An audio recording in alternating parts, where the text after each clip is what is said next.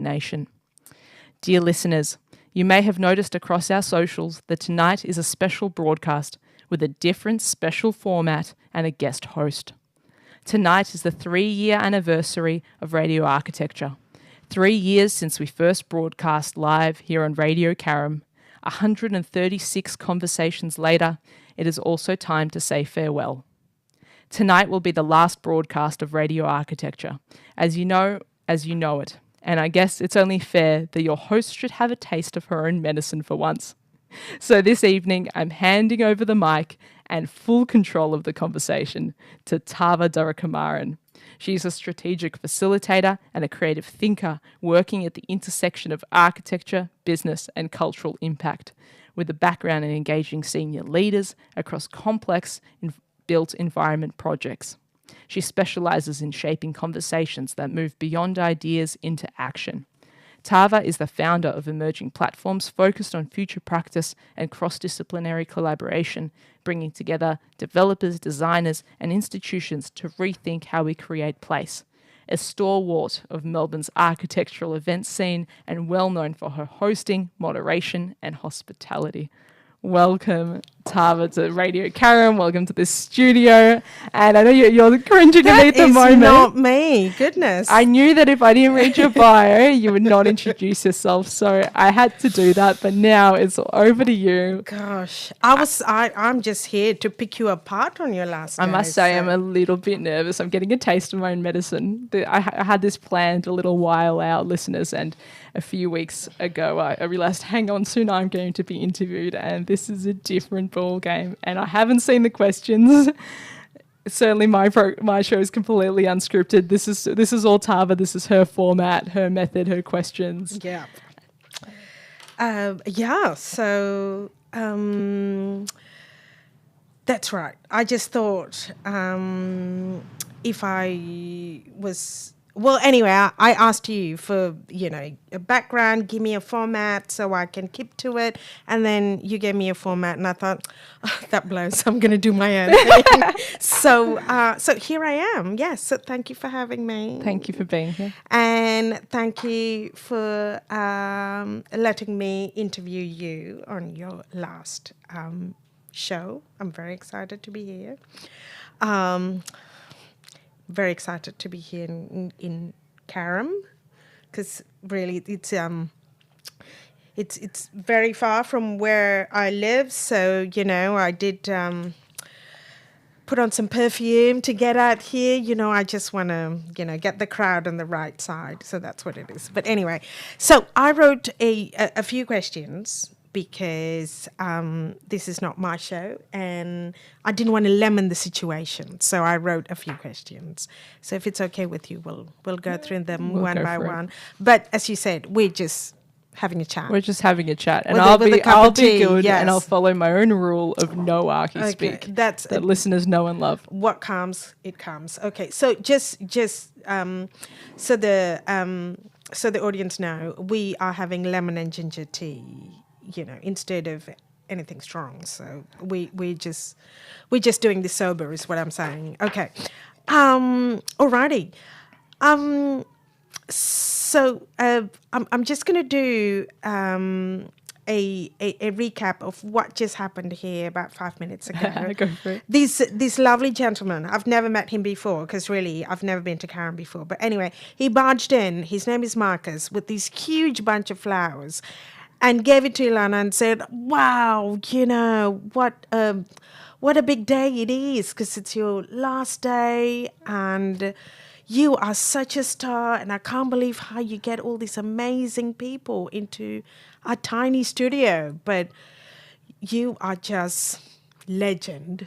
And I thought, that basically encapsulate who she is. And he said, 137 shows, my goodness. So here we are. We're going to miss you. 137 shows. But I'm going to start by saying, when you began radio architecture, what were you hoping to discover? And what did you discover instead? Well, I thought that it should be about the public, for the public. Yeah. Advocate for the value of good design, advocate for architecture. It had been many years since the architects were on the radio in Triple R, and Christine Phillips particularly, and had taught me back at RMIT, and she was advocating for the next generation to come on the radio. So it was years and years of attending events where she was saying that folks should do this. And so I felt that it was the next generation, the next incarnation of architectural discourse and conversations, and that it should be in plain language, however. That was really, really important to me. Because so many of our conversations in our industry are not accessible to absolutely everyone. And this is the magic of Radio Karam and the magic of community radio, that we have people from all walks of life, from all backgrounds and all ages tuning in for really any conversation that's happening, any music show, anything that's going on. They love this station, and they also love radio architecture, as well as our industry colleagues being involved. So what I actually found while doing it, because of the signature question about the earliest memory of it building a place, and that it's effectively a personal history interview. And what I found was we come to appreciate the value of good design and the value of architecture by first connecting with the individual. Absolutely. By going on that journey with them. And truly, even for myself, even when I interviewed guests who I was connected to their practice or I knew their work, I come out of our conversations with such a richer, deeper appreciation. And suddenly I myself feel much, much closer to their work and to their practice, even if it's not to my own personal taste. So those stories and that storytelling even works on me as the interviewer. Absolutely. So if we imagine that at scale, that we're communicating not just to our immediate local context, but Radio Karam has then a podcast as well, 20,000 podcast downloads a month on average globally. There's a lot of people learning about architecture and design and connecting to the work of these people. Wow. You sure you'd want to start like 138 and off you go? Goodness. I mean, you're absolutely right. There's a need for everyday speak for design, because design is for everyone. It's for everyone, Really. absolutely. Yeah. And there's no such thing as no design. well, that is true. You can only have Yes. good design or bad design. There's no design. So That if is you true. don't want good design, what are you ending up with? You end up with the opposite of that. Bad Yes. design. Yes. But also I think, sometimes when I talk, I do say, you can, the act of designing something towards something actively, you can actually design a few people out of it. And I'm talking about civic architecture, accessibility, and so I think whoever designed it, they actively designed to keep this particular community out, but anyway, these are the questions I go to sleep with at night. And then Maybe it's about not those, they haven't asked enough questions. they haven't asked enough questions. Yes, so It's you not- have to no- be in it. Yes. You have to be curious. You have to be curious. You have a say. So be in it. Anyway, that was nice. So this is a question. I think I've asked you this the last time we interviewed each other. When was that? You must share with the listeners. Oh, okay. We interviewed each other at the parlor Spring Salon, yes. And we were told that it was the funniest salon that they had. It was the last event of the year. So I think we basically, I don't know, made fun of everyone we know. Well, I think I did. So anyway, whoever that wasn't in the room was dangerous. But I remember asking you, were you a pain in the ass growing up as a child? I just wanted to... And I think the response I gave you was yes, absolutely. I Okay. am told that I was always very strong-willed and always very confident. Were you interested in everything? And Definitely very, very curious. I Okay. think most childhood school holidays were spent at Science Works. Wow. Museum. You were that kid. I was that kid. I was the Yeah. Science Works kid. Wow. Say so much. But anyway, if any of you have a child like that, just encourage them, I say. Yeah. Yes. Anyway. Okay. My next one. You spend years asking others thoughtful questions. What has listening taught you about yourself? That's a good one. Well, I think What do you go to bed at night thinking? it pushes the curiosity. I think it's also a practice and a process. Yeah. You don't suddenly start listening. I've Yeah, certainly absolutely. grown and developed as a host from the very beginning 3 years ago and the first Wednesday of June. Yeah. And you develop the confidence almost in yourself to know that you can stay super present and listen really, really deeply to what someone is sharing with you, what they're telling you. Yeah. And the right question at the right time will come. Yes. Because if you're sitting there thinking about what question you're going to ask somebody, you're not actually listening to them. Yeah. And so listeners will know the show is entirely unscripted, entirely live broadcast, very authentic conversations. And from the very outset, it was very important to me to model active listening to my audience, that the public, our listeners, our audience should hear an architect being quiet and listening and paying attention deeply, very, very deeply, almost to break a very unfortunate stereotype that it sits in our industry, that architects are obnoxious, loud, that take all the air in the room. A lot of them still do. Yes. Many do.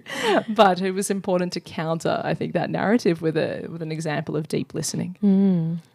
That's amazing that you decided, look, I'm going to do this, and this is one skill of mine I'm going to cultivate, because deep listening is important no matter what you do, really. Even I remember when I was a student, I attended a panel talk back at Loop Bar that existed somewhere in the city, Process Loop. Yes. It used to happen every month. Does it still happen? Not anymore. They've wrapped up. So that was a staple of the Melbourne architectural scene would have been over a decade for sure. And one evening, Dr. Karen Burns was talking, and she said, and I've made this big note on my phone, it even sits on my Instagram highlights still, I think, and she said that the primary training of architects should be in deep listening. Oh my God, yes. She's absolutely, I mean, I love Karen Burns, and I think at an event one day, she said something along the lines of, yeah, architects do take pride in not being understood by everyone. And I thought, really?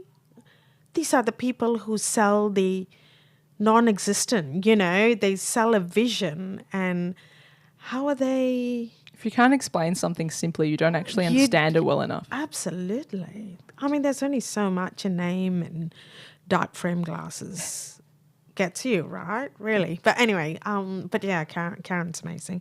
So that's great. That's great that you wrote that down and you thought, let's go and do something about it.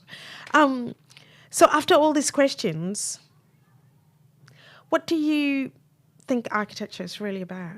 Going for a big hard one first, Tava. Architecture's about people.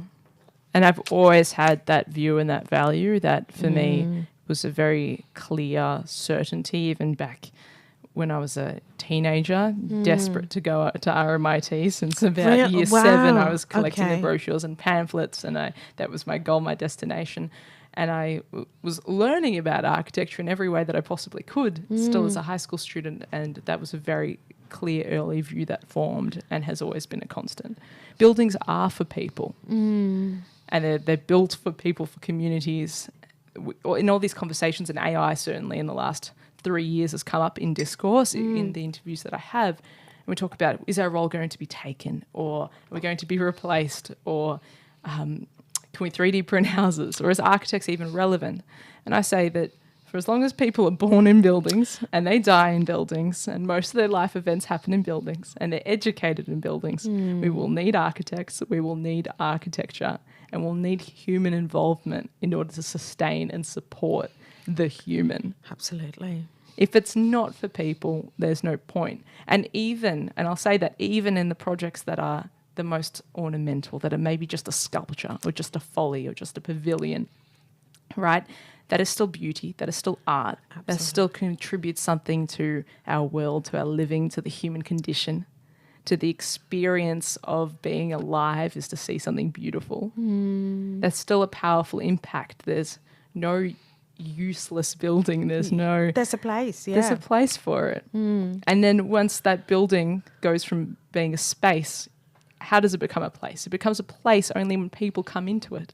When people come into a space, activate it, bring life, bring culture, bring community, bring everything they do, then it becomes a place. Yeah.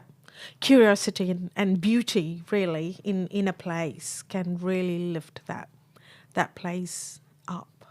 Yeah. So, when did you decide architecture is it for you? Is it something... About grade 5 or 6. And what happened? Do you remember what happened? Well, I think my parents wanted to stop me from becoming an artist. So I was painting and drawing and began... You still paint. I still do. Yes. I indeed became an artist, but they wanted me to get a tertiary education in a profession first, I imagine, before I inevitably came back. Like all migrant parents do, really. Absolutely. Yes. Before I returned with a more considered focus. Because I was painting and drawing and art classes from, I think, probably prep. Wow. Or grade 1. Yeah.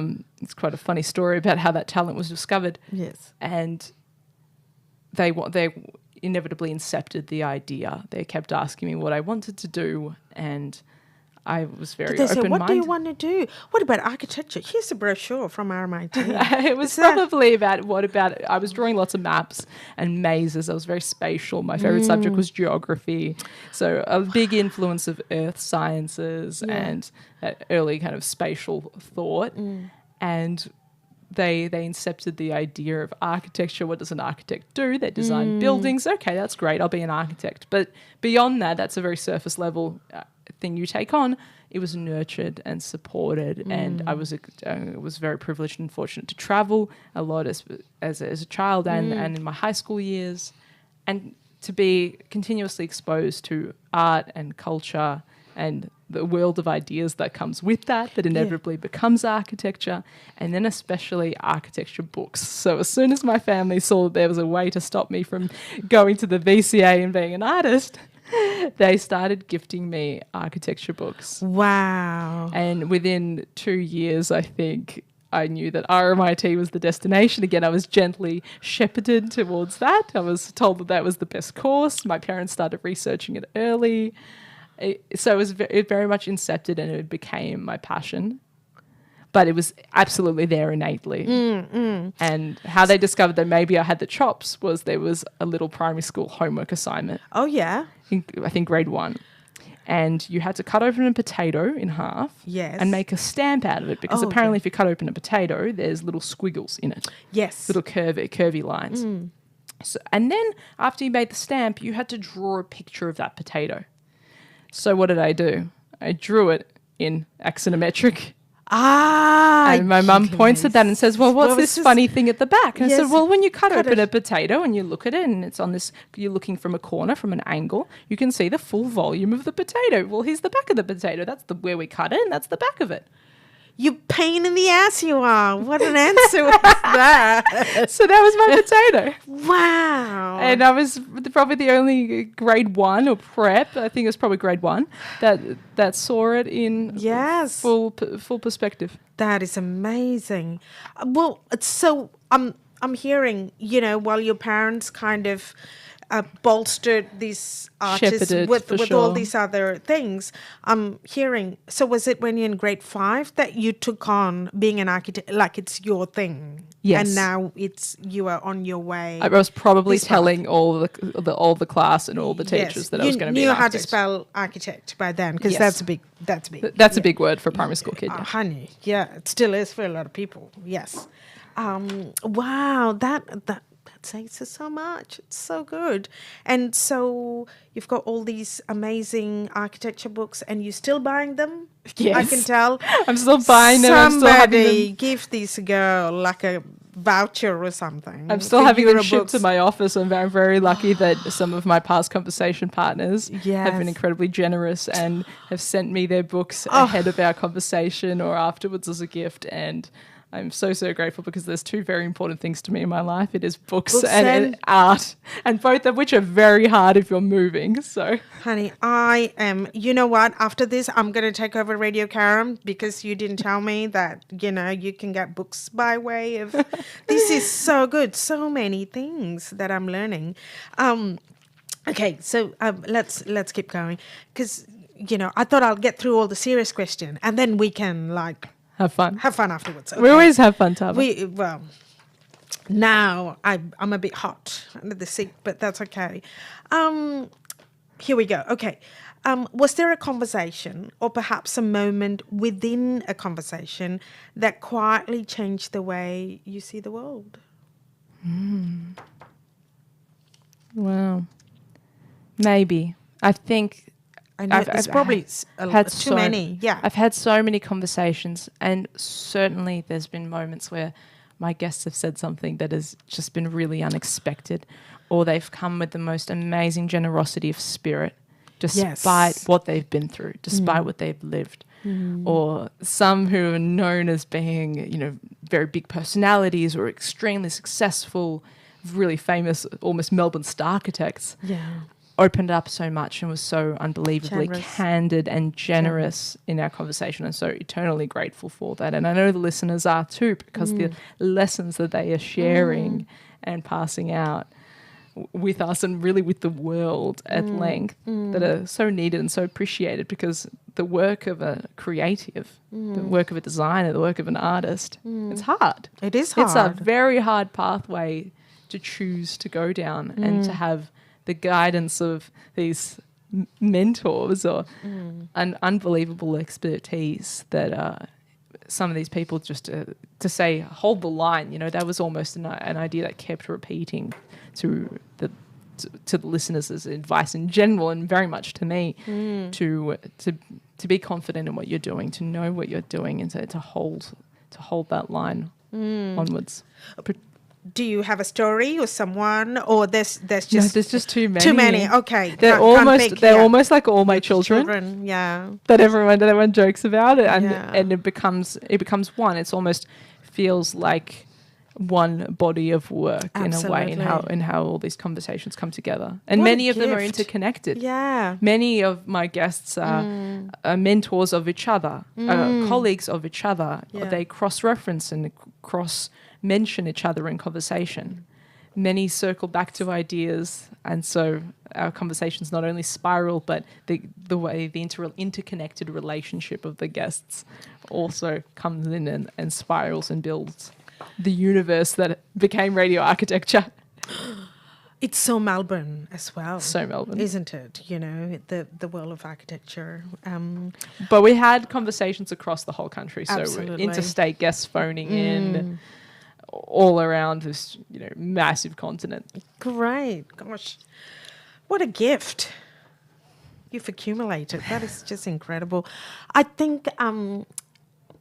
It's so lovely when you speak to, as you say, a big personality, and you think, oh, they haven't got time and they've made time for me, and, there's so much pressure. And then they come in and they just so generous. They're the sweetest. Yes. And I think there's something about having done so many projects or being established that you think, I'm just ready to give my learning and my experience to the up and comers. This is not what I'm saying, but I remember when I was at university, I had this professor who, when I go to him with a question, he would think about it, and then he leaned back in his chair, and that's how I know I'm going to be there for at least 15 minutes because he's going to tell a big, long story. And the number of times that I've said, oh, my God, please don't lean back. Just give me a yes or no. I'll be out of here. Because really, I was a student. I had places to go, people to see.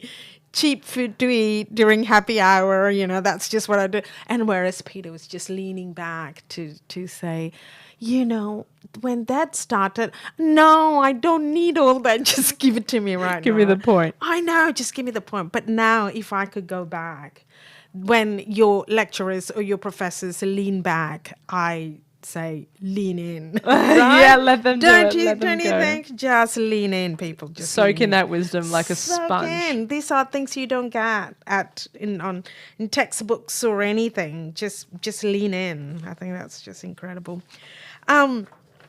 Okay.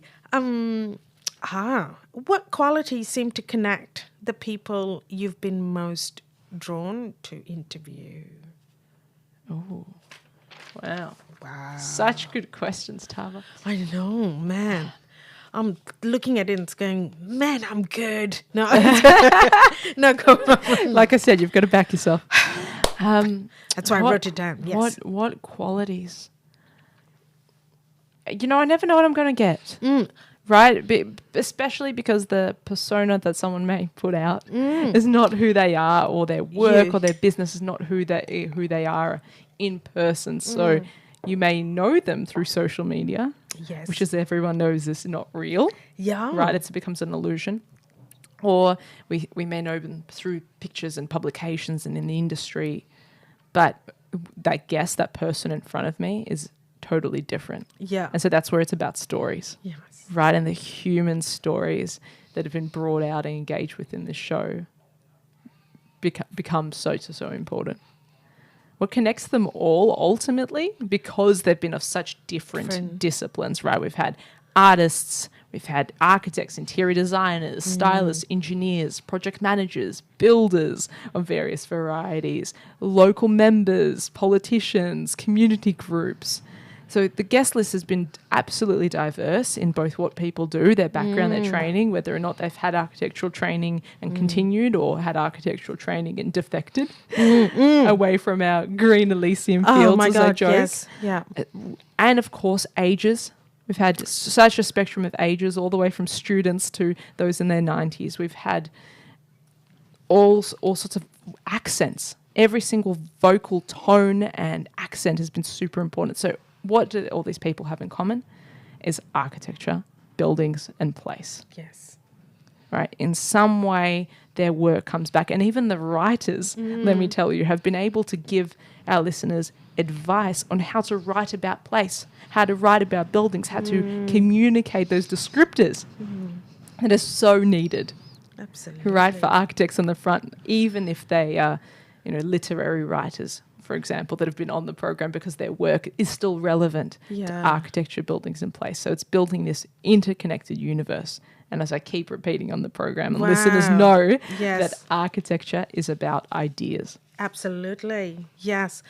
Well, it seems to me, when you say, I see layers and layers of watercolor just about, because they've all tainted a little bit. And then you have this great, rich tapestry of just ideas and architecture and design. It's a beautiful image. Look, from all these different angles, right? Yes. Which is just incredible. I'm so glad you decided to start this radio station. I mean, now... No, not the station, just the show. The show, sorry. Yeah, Radio Karam had a long presence. That's all right. Ilana's going to start her own radio station after this. It's all right. I'm kidding. Anyway, here we go. Now we're pulling it back to architecture. What conversation do you think architecture and perhaps society more broadly need more of right now? Watch this. There's a really interesting kind of idea that we don't hear of a lot in the industry. So it's almost a subversive concept, because there's not so many architects talking about it, in that sometimes architects talk about everything but architecture. And maybe actually what we need is to focus on our actual mission statement and our actual training and our actual scope. Wow. And focus on the building and focus on the projects and focus on the people in the communities that we are immediately serving, that we have immediate impact and ability to work with, and do our absolute very, very best on every single project that we touch, because that's where the real impact is. Absolutely. You know, if we're sitting around talking about really unchangeable, for want of a better word, really big picture you can't things influence, that can't be influenced, that only generates despair or negativity, right? That isn't a lot in our scope of influence or training. Yeah. Yes, it's in our scope of awareness. Yes, it's in our scope of concern. But it's not in our scope of influence and impact. And maybe instead we really need to be doing amazing architecture. Absolutely. Because then that solves quite a few problems. If we actually do a really good building that serves those people, then we can help those communities. Touching back on your first comment early on when we came on air, you mentioned sometimes people are designed out. Well, if we gave better time to architecture, actually doing the work, that we could actually be designing in. And if we gave all the impact to those projects, then the sustainability question could really be managed, because I'm in the longevity and legacy camp of sustainability. Absolutely. I believe that if we do incredible, beautiful buildings that last a really, really, really, really long time, that we look after and we preserve, that is really deep, true sustainability. Absolutely. And we do that through a connection to place. Of course, I have 2 hills to die on. And I don't think we have these 2 conversations enough. And that's probably my point about speaking about architecture connects to the first one. And that is intention. If the intention isn't in the right place, the project isn't going to go there. Absolutely. So then that firms up that first position that we actually really need to care about architecture in every sense of that word. And the other is procurement. Because from the moment somebody decides to bring a building into existence, if that process goes wrong, or if that decision is made wrong, with the wrong intention especially, it's all downhill from there. And given that approximately 30% of the Australian public is directly impacted by the construction industry, that's a lot of people whose lives are impacted by poor procurement decisions and poor procurement practices. And that trickles down not just upstream in the delivery teams, the project management teams, the architects, the architectural practices, and the world of upstream design services, but all the way through to the tradies that are building that building and the families that they're trying to feed and support. That's 30% of the Australian public is directly impacted by construction, and that starts with intention and procurement. So from a systems thinking perspective, I think we don't give enough thought to that. Absolutely. Yeah. And that's where, there's gaps, so much work that that need to go into. You're absolutely right. We can do a whole different show on that one. We really could. Yes, we could. As this chapter comes to an end, what feels complete? And what feels like it's only just beginning? What feels complete is the broadcasting element of doing this week after week, every single week. Which you love. Which has been so fun and such a privilege, and such people that I've met and connected with and stayed in contact with. Some have become friends since. So we've really beautiful engagement. But the broadcasting phase, it's also really hard work. Absolutely. On some it's a element. Love job. Yeah. It is. It's passion, and everyone who broadcasts on community radio, on this station and stations beyond, do it for love and passion about the subject matter, is simply there. It's a way to connect with the bigger world or the bigger picture. Yeah. Because radio is such an intimate medium. What's just beginning, I think, is ultimately the world of ideas that was generated and is still being generated tonight as part of this body of work. I think it's just the start of engaging with those ideas. Sure. And thankfully through the medium of podcasting, that people will continue listening, replaying, referencing and engaging with it. So we'll continue travelling, and maybe I'll continue engaging with those ideas too. So there's certainly a next phase for me. There's always a next phase for me. Okay. But okay. Well, that's all right. We'll talk about that, because we'll definitely hear about it, and that's wonderful. If all the people you've interviewed over the years were gathered in one room, tonight, what do you think they'll thank you for? I think one of the things I take pride in is asking people questions they don't usually get a chance to share, or don't usually get asked. Yeah. Especially too often, you and I have seen many panels across the industry. Folks get asked the same questions on repeat that are often not even relevant to their work or not even relevant to architecture. Again, that's kind of that point of they're a bit too broad in their constellation of concerns. And they can be pigeonholed rather than their full self or their full human self being asked after, or their work in particular. So when I'm able to bring a question like that out that people haven't thought about, either never for themselves or never considered, or maybe it's even a tough question, but I'm never trying to catch a guest out. It's simply my own curiosity. Absolutely. And I always tell them during our sound checks that if I ask a really hard question, it's because I'm really, really interested. It's not because I'm trying to catch you. I'm not a shock jock. It's a very warm, very conversational show in that way. Yeah. Sweetie.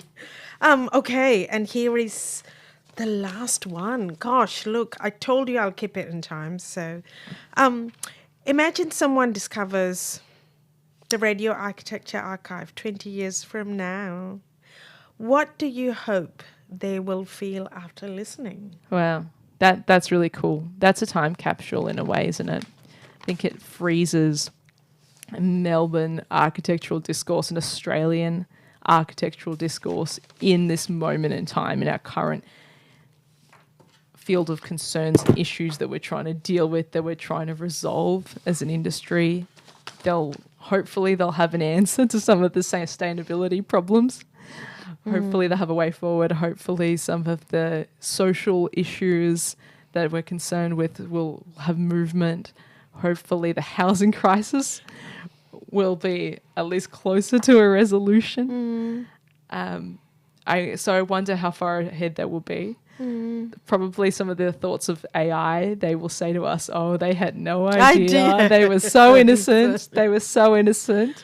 Maybe some of the forecasts that people have made and some of those future outlook predictions will become reality. Yeah. Will become reality. And I really hope that all that advice does get taken on. You know, that there was a student who listened or a graduate who listened to some of this wisdom that was shared on the program. They went and did it, and then they found it later, or someone found it later, and that was a core story. Moments like that would be quite serendipitous. I think that's pretty cool. Yeah, a time capsule. And then hopefully maybe there'll be one pain in the ass there. My auntie Ilana, she did this back in the day when she was... And the third generation will go. Yes. Because that makes me sort of in the stream of the second generation. Although there are so many design podcasts out there at the moment, so many colleagues doing incredible work on various platforms in various ways. But I do feel we're still quite unique in that, as far as I know, and I may stand corrected, feel free to write to me on Instagram, but as far as I know, we are still the only architecture program across both podcast and live radio that is entirely in plain language, where Archi-Speak is banned. Wow, Ilana, that is quite an achievement. And I'd say, wow, on behalf of 137 shows and people who you have interviewed, pulled together every week, well done. Thank you. And we'll miss you. I'll miss you. And here's to great things ahead. So well done, you. And thank you for having me to not pick you apart, but I was genuinely curious. Those are my questions. So it takes a certain kind of person to go the distance and week after week to, get another speaker, research them and bring out their best story, to put it out there through just everyday speak. Yeah, so that's amazing contribution. I always thought about it as if a high schooler who was being shepherded towards architecture, like I was, tuned in and listened would they understand what we're talking about? Would it make sense? Would it be interesting? Would it be for them? And if the answer to that is yes, and I think it is, that is the goal. Absolutely done it. Yes. So, so are you glad that you did architecture? Absolutely. There is, I think, no better training, and so many of past guests have echoed this sentiment as well. There's no better training and preparation for life, because you are studying earth sciences, you are studying art history, you are learning about culture, you are learning about collaboration, you are learning in a way about project management, you're learning about politics, you are learning about technical engineering matters, you're learning about design. There are so many multidisciplinary facets to architecture. It's such a holistic education. Absolutely. And the Bauhaus called it the mother of all art and had it at the core of their education and training for a reason. That it was the absolute core foundation to work and to practice. And really it's the foundation of our world, quite literally, right? Because we live on top of foundations of buildings. Absolutely. At that core beginning. So beyond grateful, I see a lifelong career for myself. The joke is, of course, architects never retire. They never do. They should, though. Yes. So do you go around, look at buildings and say, oh, I wouldn't have done that? You can't help yourself. You know, occupational hazard. Yes. It is. That's how Gaudi died. Yes. Oh, God. Yes. Antonio Gaudi was working on the Sagrada Familia. He was absolutely entrenched in his work. He looked dishevelled, somewhat homeless looking. Yes. He was not paying attention because he was looking at his work as he crossed the road in Barcelona opposite the Sagrada Familia church, got run over by a tram. Yes. And it took his friends 3 days to find him in hospital because to identify him, he was in such a state. And they eventually found him. He'd also passed, and it was 3 days later. What a way, right? So for a man who gave us the Sagrada Familia, what is it? Park. Park Güell, yes. Casa Batlló. Which is amazing, yes. Just finished this year. Yes, oh wow. Yeah, there we go. Yes, it's all consuming, isn't it? It's complete. The profession. It's that lifelong. gives you a whole, absolutely. But how do you find being architecture adjacent in a way, or you are part of architecture, you are yes. And I have this special license that I can totally take the piss. And also, at the same time... But you crafted that license, didn't you? Yeah, but be sympathetic to it. And in a way, I constantly do tell, when I speak to schools or whatever, to consider this profession, because it gives you such a strong base to understand. Did someone give you things. Did someone give you that golden key in a way, or you just seize the bull by the horns? Make my own is what happened. So I think having been around architects, so many of them, that I can see the blind spots, and yet to say, just stop being such an architect. Can you just speak in normal English? And the good ones do both really well. That's why they've got a great following. But others still struggle with it, probably because they're in it so much that they can't look out of it. Well, the ideas, I feel, deserve to leave the mind palace. They deserve to leave your head and to be shared. Yeah, absolutely. So I think it's... anyway, there we are. Yes, that's fantastic. So what next for you? Are you thinking about ramping up your painting? Are you going to... comedy show just finished? Maybe you can put a submission for the next one. Definitely no comedy. But no comedy, okay. Of course, our architecture practice studio, Razbash, continues as always. Of course, my painting practice will continue. I've just had a major recent solo exhibition, and I look forward to teaching my students again next semester. Yes. at RMIT. So Get some sleep. Yes. there's lots to do, and I always keep very busy. Radio architecture has been one of those parts, one of those elements that has been a really joyous highlight of every Wednesday night for the last 3 years. Wow. And the first year we did it, didn't even take a break for the Christmas period, broadcast all the way through. I can understand, yes. So now that you'll have your Wednesday free, you're going to fill it with 3 other things, aren't you? Knowing you. Watch this space. Yeah, oh God, okay. I was going to ask you, what kind of projects do you hope to do? We're the only practice, again, as far as we know, that does architecture, acoustics and audio. Absolutely. So we look at getting that right from the beginning. When I was working in large practice and even in small and medium practice, but still in public work, civic work, that is the bulk of my experience, is working across buildings for people, for communities, education, schools, libraries, pavilions such as this one that we're broadcasting out of tonight. When I was working on these projects, I often found there was so little care, understanding, and knowledge, and that's about that point of getting architecture really, really good, right? Absolutely. In the field and in the overlaps of acoustics, and how do people feel in space? How does that space make them feel as a result of how it either sounds or how the sound and wave energy moves through that space to impact people, and therefore their health, their well-being. For those that have sensory needs, it's a quite immediate impact on their health, but even just society at large. Like, how do we make sure that everyone feels connected, can hear what is being said with clarity, Absolutely, with comprehension, that they're not just disassociating?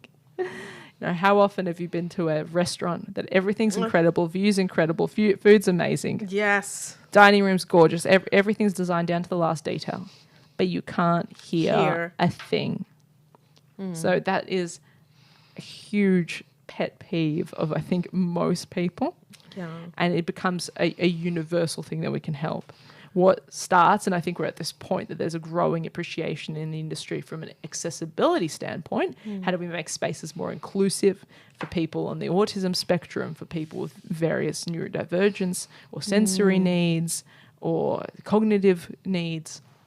Right, how do we make spaces more comfortable? So we're understanding it from an accessibility standpoint. Yeah. But as with all accessibility, as with subtitles, as with ramps, as with almost every bit of accessible design, the biggest benefiting demographic is always the general mass public. Absolutely. It's able-bodied individuals. Yeah. With every invention, with every innovation. And so we've already made that leap in our practice. Studio Razbash regards it as we save the customer, the client, the owner, the operator, and the people using that building. We save them that time, we save them that money, the energy of having to fix it later if you design it from the beginning. And if you design with that in mind. The intention, yes. The intention component, get that intention right, that these spaces are comfortable. So we're doing a lot of small community work at the moment, a little bit of residential work, and a little bit of small commercial. So it's exciting to be able to help all sorts of different people because everyone needs great sound. Absolutely. And restaurants, when you go there to celebrate something or to spend time with your friends, you get there and the food is great and everyone's looking happy and they've got their best gear, and then you can't hear a thing that they're saying. And then what happens in that moment, though? Tell me, what happens to you?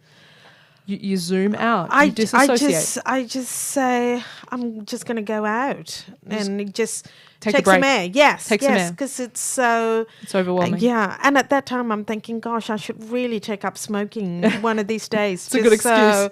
So I can say, I'm going out for a bit, not because, I'm just so wound up with the surrounding. Or simply people who might not be able to stand up in that moment, might not be able to remove themselves. Yes. And they disassociate. Absolutely. And how is that fair? So this is an everybody issue and everybody situation. And so I believe that should be beautiful and it should be holistic and should be really considered.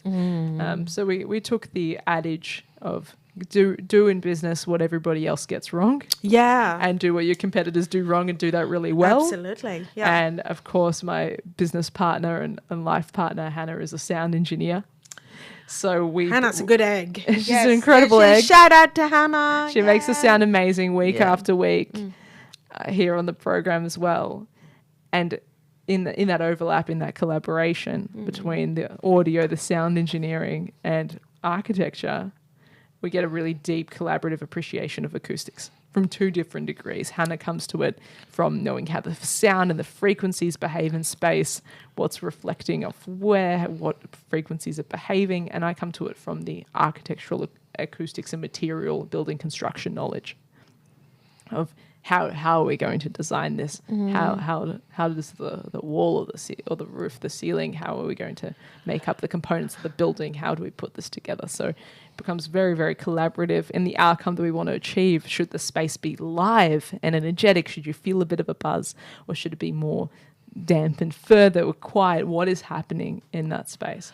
Wow. There's the difference. What a power duo. But is there a bit of that as well? No, we're best friends and a really, really collaborative team.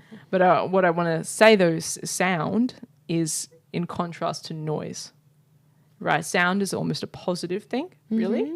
And designing with sound as a material is a positive thing that you're working with. Just like light, just like air, just like colour and texture. Yes. We add one more element Yes. into our design palette. Yeah. That is sound. Wow. Whereas noise, that's just something you're trying to manage. That yeah. noise is a problem to be dealt with. And that's a technical question ultimately. But designing with sound to craft the beautiful quality in it, that's another material layer. Absolutely. Once you've heard it, then you know. But if you haven't, in Malaysia, which is where I come from, nobody cooks at home anymore. Everyone goes outside. Also because food is so cheap and accessible when, you eat by the roadside, you eat in whatever. So clearly, acoustics is not something that anyone's going to spend money on. Oh, with the mainstream restaurants anyway. And I remember once, catching up with uncles or whatever, because you're in town and everyone gets together. And everyone is talking at the same time. I mean, that's also a Malaysian thing. And then each one's getting louder and louder. Yes. But at the end of it, no one's heard what the other person have said. You only know what you said. And then I remember asking my dad, I said, did you hear how so-and-so is blah? And my dad said, really? That's news to me. So that's pretty much what a catch-up is, really. Everyone just listens to what they've said. And then it adds a whole different element to catching up with the people. They eat food really fast and no one's heard anything. And they don't even know what's happening in each other's lives, right? So why did I say that? Because I'm thinking that's what you need. Yes. Yeah, that's an example from your memory of the perfect situation. Gosh, if anyone needs it. Yeah. But we need that everywhere. We need that in schools so kids yes. can learn and focus. We need that in daycare and childcare so that everyone can be engaged. We need this in community facilities and places of worship where people gather. Absolutely. Yes. And be, like I said, once Connected. You've heard it, you can't. Yes. Can't unhear it. Then you know. Then you know. Connected, yes. clear and comfortable. But it's not just hearing, it's almost a feeling. Absolutely. Because sound is just a wave. It's a wave of energy. It adds to it being good design when you've experienced it. Yes. Then you know to look for it. And when you know it's not right, isn't it? But anyway, I mean, I am so excited for your future projects, what you're going to do. I know there's going to be books involved, and I'm really excited about that. And then, hope you get to explore your curiosity in your next medium, form, whatever that's going to be, travel. It sounds amazing. So I'm so excited for you. And I hope to keep in touch with what you're doing in the next public, how you choose to explore it, I suppose, is what I'm trying to say.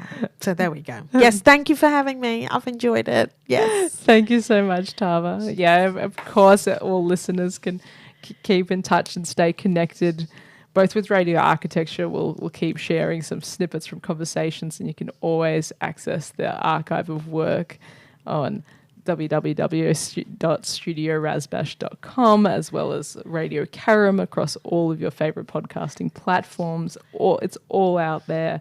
As well as if you like to read, we've got transcripts on our website as well for accessibility, so you can listen along and read along too. And you can follow my personal handle on Instagram at @razbash_ to stay connected with all these things that Tava's excited about and looking forward to herself. to see coming. Yeah, I'm going to send in to your Instagram. I've got an idea for your, that's a design That's a design culture is in Melbourne, right? Everyone is so supportive of each other, is so collaborative, is jumping on board. I think it was a year and a half ago you said to me, who's going to interview you? Yes. Yes, every time you ring, and I said, I am who wants to know about me? I want to interview other people. So I'm glad. Dream came true for me. Yes. Will you indulge me, though, with one final chance to ask a question as the host, one last hostily moment of Radio Architecture, and I want to ask you what would be my last question in conversations that I have with guests. And that is, what gives you hope? Wow, what gives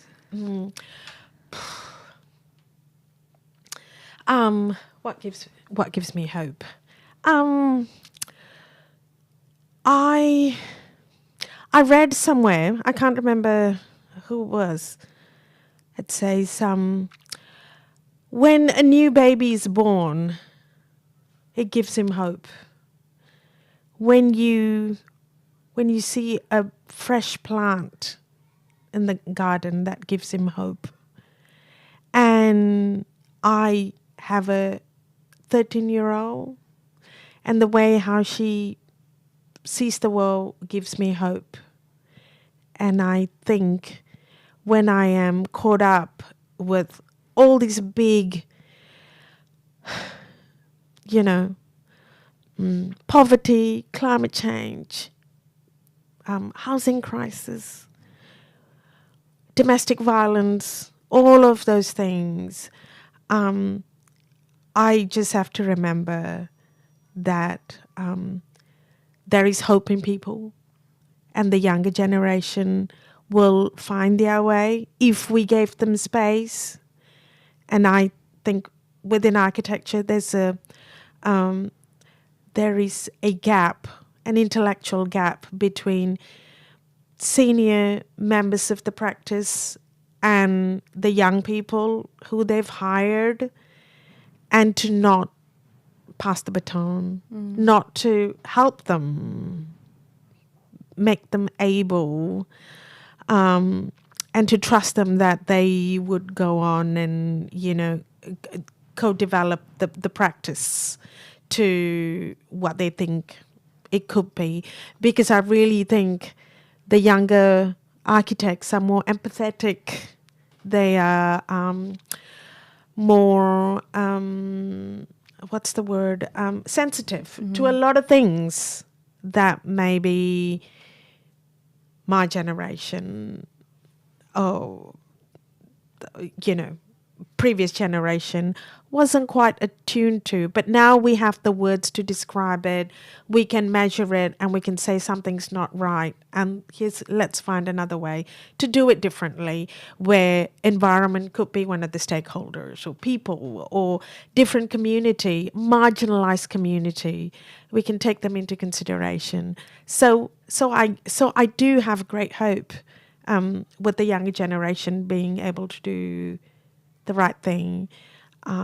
So if you've done your time, just step aside and give it to the younger people, is what I'm trying to say. But also they need some hand-holding and trust and guidance. So give freely is what I'm trying to say. Give freely. Yeah. So those my parting. Yeah, I think so. What do you think?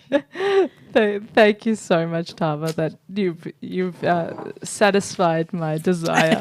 The one question, yes. For a final question, and I will take your advice and I will step aside. And maybe they will be the next generation of a radio architecture guest in future, or a radio architecture host in future, or in someone who will want to take speaking about architecture on public radio into the next future, next forum. But for now, that's it from me, and I want to say an immense thank you to all my guests, because without 137 people, that includes you tonight as well, Tava, this show wouldn't have been possible. It's these people that gave so generously to both myself and to the audience to be here, to either dial in if they were interstate or feeling unwell, and to be here in person, to join me in the studio and have these conversations, to share parts of really their life and their creative soul,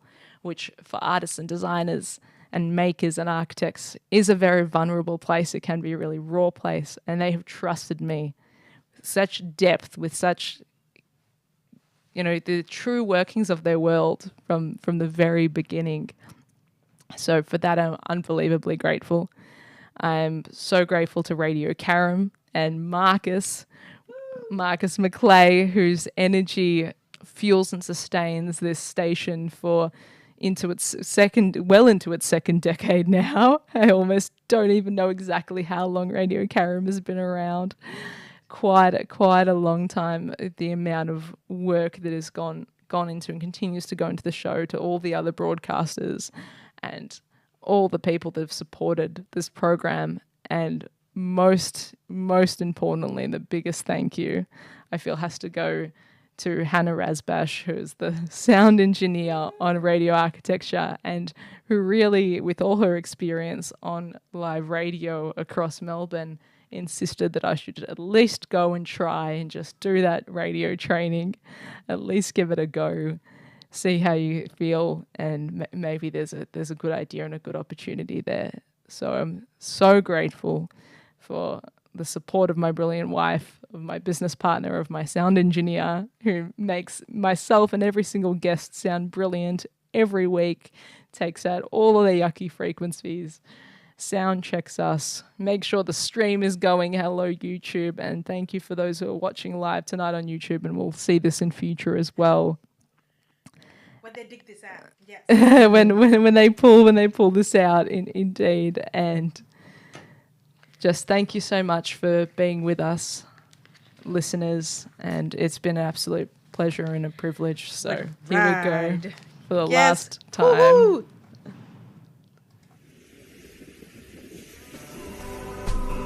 Thanks for joining me for another evening of Radio Architecture with Ilana Razbash. This live show was broadcast and recorded in the Radio Karam studio on Bunurong country. You can replay the show wherever you get your podcasts.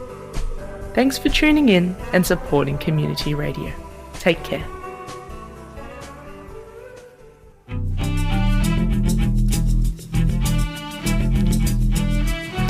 Hi, this is Naomi Libba, composer and vocalist. Keep tuned to Radio Architecture, they rock.